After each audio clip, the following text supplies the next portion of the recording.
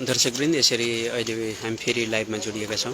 तपाईँ हेर्ने मिडिया हेर्नुहुन्छ र यसरी अहिले यो उत्खनन कार्य जारी छ। त्रिशुली नदीमा हराएका दुईवटा बसहरूको खोजी गर्दै जाँदाखेरि 18 महिना 3 दिनपछि 543 जनापछि यहाँ भेटिएको छ। आमखैरेनी गाउँपालिका वडा नम्बर 5 को त्रिशुली नदी किनारमा यो चाहिँ यसरी फेला परेको छ। भन्दा थोरै माथिपट्टि उत्खनन कार्य जारी छ। जलबिरेबाट थोरै तल हामी बिहानैदेखि प्रत्यक्ष प्रसारणमा जुटिरहेका छौँ।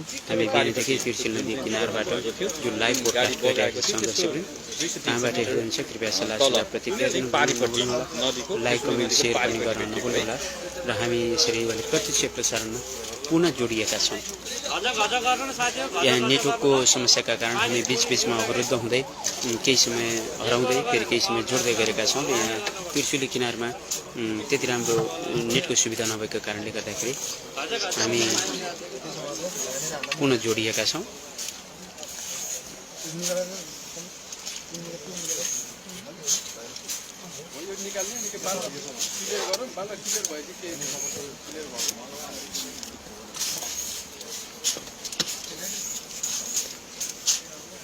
तलको उठाउन तलको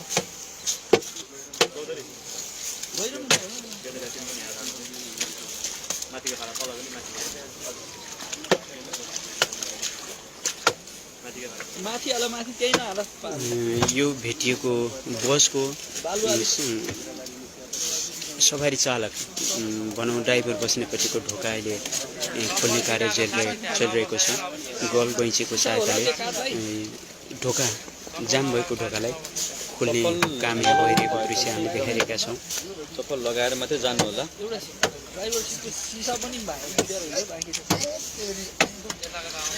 यो 18 महिनासम्म पानी र बालुवाले जाम भएको यो ढोका खोल्न गाह्रो भइरहेको हामी देखिरहेका छौँ।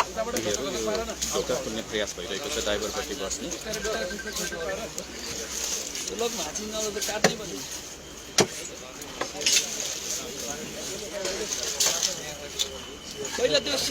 सरसर्ती दर्शकवृन्द यो हेर्दाखेरि गाडीको रङ हेर्दाखेरि गणपति डिलक्स हुनसक्छ। त्यतिखेर सरेको एन्जल डिलक्स एउटा र एउटा गणपति डिलक्स। गणपति डिलक्स चाहिँ काठमाडौँबाट गौरतर्फ आउँदै गरेको गणपति डिलक्स थियो। त्यही डिलक्ससँग मिल्दोजुल्दो रङ देखिन्छ यो बसको र त्यही बस हुनसक्ने आकलन पनि यहाँ गरिएको छ। प्रारम्भिक आकलन हो।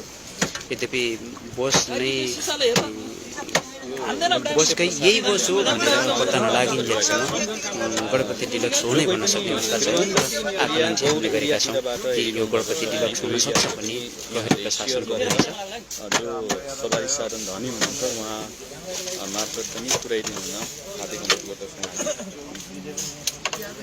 सायद उहाँले पनि चिन्नुहुन्छ आफ्नो सवारी साधनको कलर देखेरै चिन्नुहुन्छ।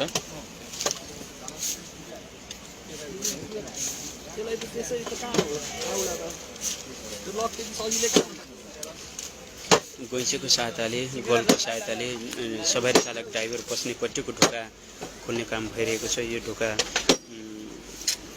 543 दिन 18 महिना 3 दिनसम्म जाम भएको ढोका अहिले केही समयमै हामीले प्रहरी साथीहरूले खोल्न लाग्नु भएको छ। जाम भएको कारण खिया लागेको कारण ढोका खोल्न नसकेको हो।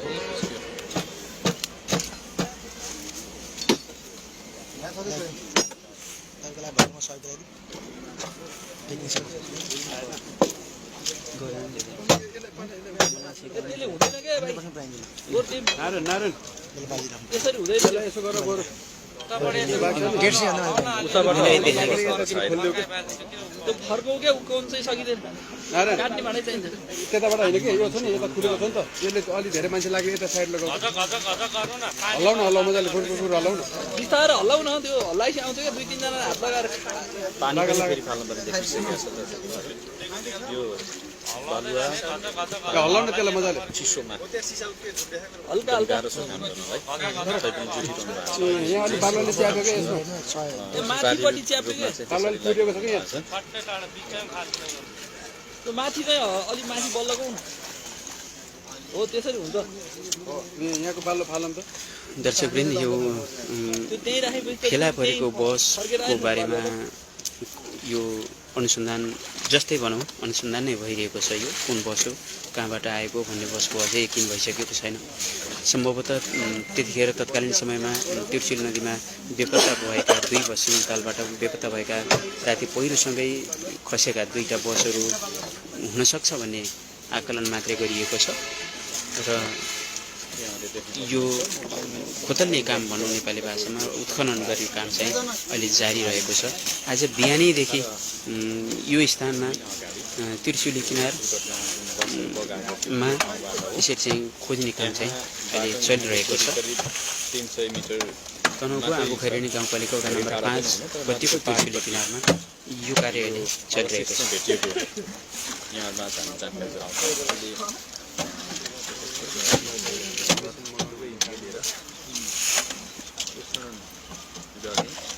प्रयास हुँदैछ। भाँचिँदैन भाइ, भाँचिँदैन बडा हो त्यो सजिलै कहाँ भाँचिन्छ। खुट्टामा लाग्ला है, मान्छे हटाइदियो, त्यो अगाडि लाग्न सक्छ त्यसले फेरि लाग्छ।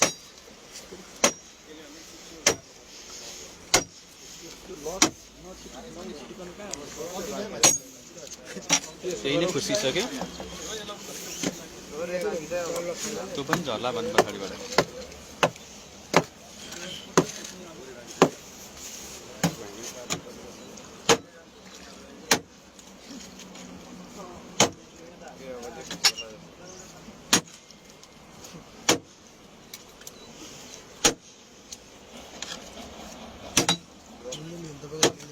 छोड्दै त्यो नपाउँदै भित्रतिर यसो अलिक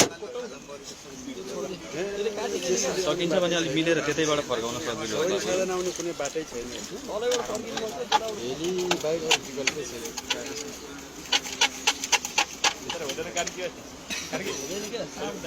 कार्की भाडा चाहियो त्यसलाई।